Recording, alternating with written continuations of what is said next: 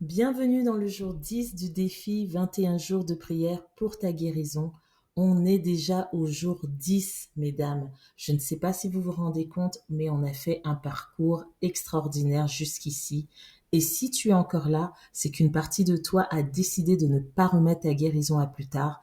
Et je veux te dire que tu as bien raison, on ne lâche pas.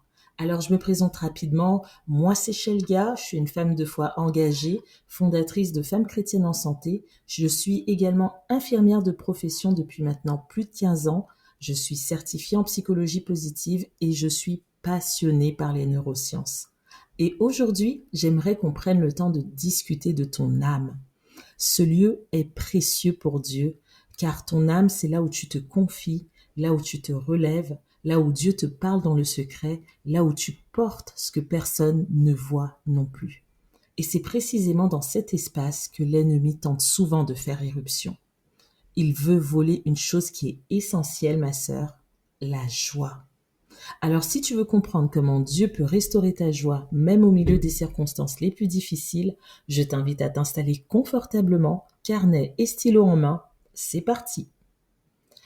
Pendant longtemps, on m'a posé cette question, Shelga, comment tu fais pour toujours sourire? Comment tu fais pour rester positive malgré tout?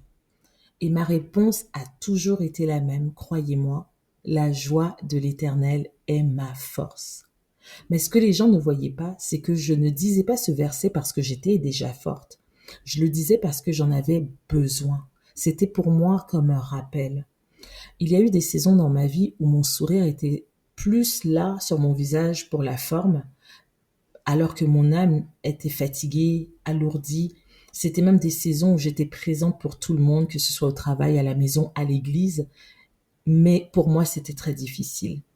Mais Dieu m'a permis de comprendre une chose essentielle, c'est que la joie, c'est pas un luxe, c'est une arme. C'est une stratégie spirituelle que Dieu nous a donnée pour survivre. Je vais t'expliquer une chose qui est très simple en neurosciences. Le cerveau, lorsqu'il expérimente la joie, même quelques secondes de joie, il va activer plusieurs circuits neuronaux pour diminuer l'anxiété, réduire l'inflammation, renforcer ton immunité, stabiliser ton système nerveux et même augmenter ta résilience. Donc la joie, c'est pas un bonus, c'est un mécanisme biologique de récupération. Dieu savait exactement ce qu'il faisait lorsqu'il a déclaré dans ce verset, ma joie est ta force. Ce n'est pas dit au hasard, Dieu ne dit jamais les choses pour dire les choses. Alors, pourquoi l'ennemi essaye de voler ta joie? Tout simplement parce que la joie n'est pas une émotion, mais c'est une force spirituelle. La Bible dit que la joie de Dieu devient ta force. Alors si l'ennemi vole ta joie, devine quoi? Il va voler ton énergie, il va voler ta motivation, ta capacité à prier et même ta capacité à espérer en Dieu. Donc une femme qui est sans joie, elle devient vulnérable entre les mains de l'ennemi. Mais une femme qui retrouve la joie, elle va devenir dangereuse pour les ténèbres. Voilà pourquoi l'ennemi ne veut pas que tu aies la joie dans ta vie, dans ton cœur, dans les situations de ta vie. Il y a une chose que j'ai apprise, c'est que la joie ne revient pas quand les circonstances changent. La joie, elle revient quand tu changes de source. Elle ne vient pas parce que tout va bien, elle ne vient pas parce que les problèmes ont disparu ou que tes responsabilités ont diminué. La joie va revenir quand ton âme va se reconnecter à Dieu, quand tu arrêtes de te battre toute seule et que tu laisses Dieu combattre à ta place. C'est quand tu commences à croire que Dieu est avec toi, que Dieu combat pour toi, que Dieu n'a pas fini avec toi, que Dieu prépare quelque chose pour toi. C'est là que ta joie va être comme une réaction naturelle qui se souvient que Dieu agit encore. Laisse-moi te raconter une petite anecdote de ma vie. Je n'aime pas souvent la partager, mais là, je sens que c'est important que je te le dise. Du jour au lendemain, l'ennemi a touché à ma santé. J'ai eu des violents vertiges, je n'arrivais plus à tenir debout, je pouvais plus manger, les membres de mon corps, mes jambes étaient tellement faibles, je pouvais pas tenir debout et les médecins ne comprenaient même pas ce que j'avais. C'était vraiment très difficile comme période. Et puis un soir, allongé, dans le noir, dans mon lit.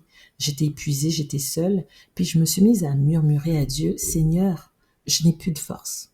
Je n'ai plus de force. Et étrangement, j'ai senti cette phrase qui est montée dans mon cœur, qui disait, tu n'as plus de force, mais ma joie, tu en as encore. Ouf, cette phrase-là, j'ai eu du mal à la comprendre, mais c'est cette phrase qui m'a tenue tout au long de ma convalescence. Parce qu'elle m'a rappelé que la joie, ce n'est pas seulement un sentiment, c'est un transfert spirituel, un courant qui se passe entre le ciel et la terre, et que c'est Dieu, Dieu seul qui donne sa joie à ses enfants. Alors ma sœur, retrouve ta joie. Ne laisse pas l'ennemi te voler ta joie une seconde de plus. Et si tu le veux bien, j'aimerais faire cette prière avec toi, juste 30 secondes. Éternel, tu as dit dans ta parole que ta joie est ma force. Aujourd'hui, je viens à toi avec mon âme qui est fatiguée, mon cœur qui est parfois très inquiet, mes pensées qui n'arrêtent pas de tourner dans ma tête. Papa Seigneur, restaure ce que le diable, l'ennemi, l'anxiété a volé en moi. Je déclare que tu rends la joie. Je déclare que tu me donnes une huile de joie au lieu du deuil, un vêtement de louange au lieu d'un esprit abattu. Je déclare dans le nom de Jésus que ta joie demeure en moi et que ta joie est parfaite. Seigneur, répare toutes les brèches qui sont ouvertes à l'intérieur de moi. Allège ce qui est trop lourd dans mon cœur, apaise mon esprit lorsqu'il est agité et donne-moi le sommeil, un sommeil de qualité, Seigneur.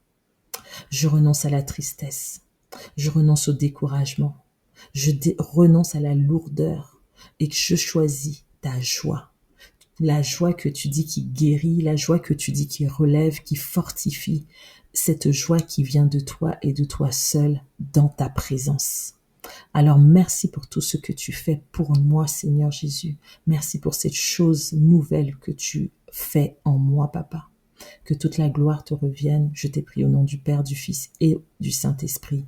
Amen, amen, amen.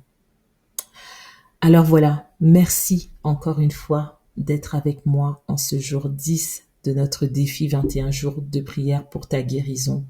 Et je crois que Dieu continue de donner sa grâce, de vous partager sa joie, de vous donner sa joie. Je crois que le Seigneur le fait. Alors merci à toutes. Merci pour vos messages, merci pour vos encouragements, merci pour vos prières également.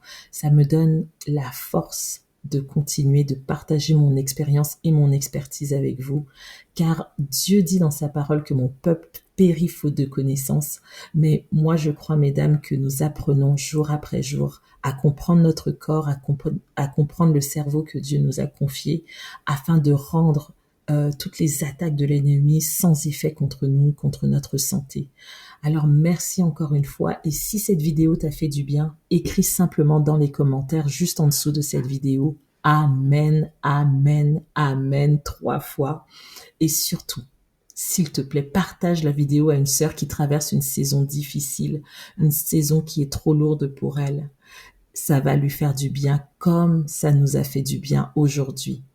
Yes, alors demain, on se retrouve demain pour un nouveau sujet que beaucoup ignorent, mais qui influence quand même notre corps. On va travailler ça ensemble, on avance ensemble, mesdames. Que le Seigneur vous bénisse.